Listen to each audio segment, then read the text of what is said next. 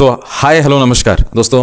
वो समय आ ही गया दोस्तों जब आप लोग घर से निकल चुके होंगे। अगर आपका सेंटर जो है काफ़ी दूर है तो फिर ये मतलब इतनी चिलिंग से समय में, इतना ठंड के समय में स्टेशन में पहुंचे होंगे। फिर वहां से आप कोई गेस्ट हाउस में या कहीं पे आप ठहरेंगे और कल सुबह आप एग्जामिनेशन दोगे और शायद आप इस दरमियान आप मेरे वीडियो को भी देख रहे होंगे।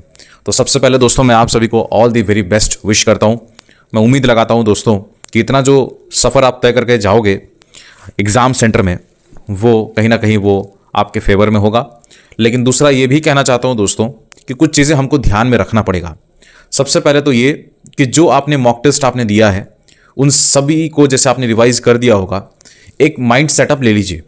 और सेटअप ऐसा रहना चाहिए दोस्तों कि जिस प्रकार से मैंने घर पे अपियर करा है मॉक टेस्ट, उसी प्रकार से ही मैं कल एग्ज़ाम में अपियर करूँगा। कोई स्ट्रेटेजी में छेड़छाड़ नहीं करूँगा। इन केस 99% चांस मेरे को लग रहा है दोस्तों कि जो आप प्रैक्टिस करके जाओगे वही तो होगा।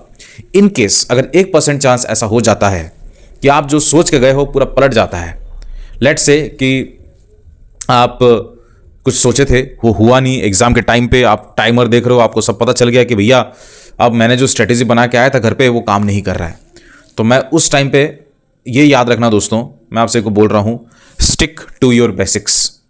वो ये है कि अगर आपने सोच के रखा था, आपकी फंडामेंटल तो वही रहेगी, बेसिक्स तो वही रहेगी। वो ये है दोस्तों कि सबसे पहले जो आपके सिंप्लीफिकेशन के क्वेश्चंस हैं, जो अप्रॉक्स के क्वेश्चंस हैं, जो नंबर सीरीज है, जो ऐसे क्वेश्चंस हैं जो आप पहले कर सकते हो, गो विद दैट। सेकंड आप डेटा इंटरप्रिटेशन करो और थर्ड पे आप अरिथमेटिक के क्वेश्चंस को करो। ये बेसिक्स, ये फंडामेंटल, ये हर कोई करता है, इसी पे ही जाना। अगर rather than अगर आप मान लीजिए कोई और दूसरा स्ट्रेटेजी प्लान करके गए हो तो वो that is a different topic, that is a different thing, लेकिन यही बेसिक्स होता है। तो मैं आप सभी को विश करता हूँ। मैं फिर से मैं आप सभी को कहना चाहता हूँ कि जो आपकी स्ट्रेटेजी है, मैं अपना स्ट्रेटेजी बोल के थोपना नहीं चाहता। उससे क्या होता है कि ना इंसान कंफ्यूज हो जाएगा, एग्जाम को बैफल करेगा, खराब कर देगा और उसके बाद फिर आकर मेरे को गाली सुनाएगा। ठीक है, तो इसीलिए दोस्तों आपका जो रणनीति है आप उसको अपनाइए, फॉलो करिए और कल अच्छे से एग्जामिनेशन को दीजिए। ठीक है, कल एग्जाम अच्छा होगा, कोई आउट ऑफ द टॉपिक आने वाला चीज़ नहीं होगा। आपने जितना पढ़ा है वही आएगा। माइंड को थोड़ा फ्रेश करके जाइएगा। अगर रात भर का जर्नी है तो फिर सोचिए दोस्तों कि टायर्ड हो जाएंगे तो फिर कैसा होगा। तो इसीलिए कोशिश करिए कि अगर जर्नी रात का है तो फिर नींद हो जाए। ठीक है, और सुबह सुबह आप मॉक टेस्ट की प्रयास ना करें। अगर आपका सेकंड शिफ्ट में है या थर्ड शिफ्ट में है, प्रोबेबली शायद कल बच्चे ज़्यादा एग्जामिनेशन दे रहे हैं और फर्स्ट शिफ्ट वाले सेकंड शिफ्ट का रिव्यू ना देखें, सेकंड शिफ्ट वाले फर्स्ट का ना देखें, क्योंकि शाम होगा उसके बाद आप सारे रिव्यूज़ को देखिए, बिकॉज आप ठीक आधे घंटे पहले कोई रणनीति में परिवर्तन नहीं कर सकते हो। कल ऐसा दिन है दोस्तों जो साल का पहला एग्जाम होगा, तो इसको मैंने जिस प्रकार से पिछले वाले वीडियो पे भी बताया था आप सभी को, उस हिसाब से थोड़ा सा करना पड़ेगा। वो ये है दोस्तों कि पॉजिटिविटी के साथ घुसना। पहले ही क्वेश्चन से आप सोच लेना दोस्तों कि ये एग्जाम तो मेरा है, मैं अच्छे से बनाऊंगा इस एग्जाम को। ठीक है, और कोई टारगेट मत रखना, क्योंकि हो सकता है दोस्तों कि कभी कट ऑफ भी कम जा सकता है, कभी कट ऑफ ज़्यादा भी जा सकता है। एग्जाम के हॉल में बैठ के आप कट ऑफ डिसाइड मत करना। कोशिश ये करना कि सारे क्वेश्चंस को आपने विजिट करा, कोई किसी भी प्रकार के क्वेश्चन में अटकना नहीं है। हो सकता है कि कोई क्वेश्चन आपको फंसा दे, वहीं रोक दे।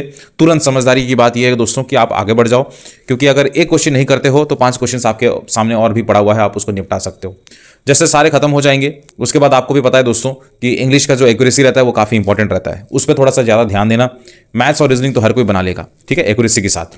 तो आप सोचिए जो भी आपका प्रयास था घर पे वही रेप्लिकेट करेगा एग्जाम हॉल पे। फिर घर आके आप अपने कोई दोस्त को फ़ोन मत करना कि तुमने कितना बनाया, और फिर उसी में अपना समय जाया मत करना।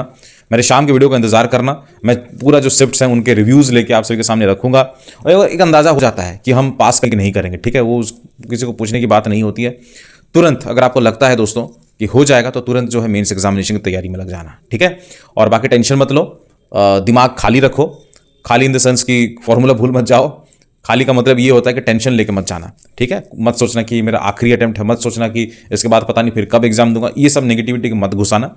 एग्जाम है, एग्जाम की तरह सोचो, एग्जाम जाओ आराम से, 1 घंटे का एग्जामिनेशन अच्छे से कंप्लीट करो और फिर वापस घर पे आओ, बिंदास एंजॉय करो। एग्जाम खत्म होगा, कहीं अगर दूर सेंटर गए हो घूम फिर के वापस आ जाओ। ठीक है, अच्छा जगह में है, मान लो कोई सिटी में आपका एग्जाम सेंटर है, एग्जाम खत्म होने के बाद किसी दोस्त के साथ मिलके आप थोड़ा सा सिटी भ्रमण भी करिए, थोड़ा सा माइंड फ्रेश करिए और फिर घर वापस आइए। ठीक है, इतना सोचने का नहीं है, टेंशन लेने का जरूरत नहीं है।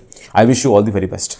कल जैसे रिव्यूज़ आएगा आप बिल्कुल देखिएगा, और कल जैसे शिफ्ट्स खत्म होता रहेगा आप मेरे को रिव्यूज़ भी भेजते रहिएगा, ठीक है। इंस्टाग्राम पे भेज सकते हैं, टेलीग्राम पे भेज सकते हैं, इसी वीडियो के कमेंट के सेक्शन बता सकते हैं, सब्सक्राइब बिल्कुल कर सकते हैं। नमस्कार दोस्तों।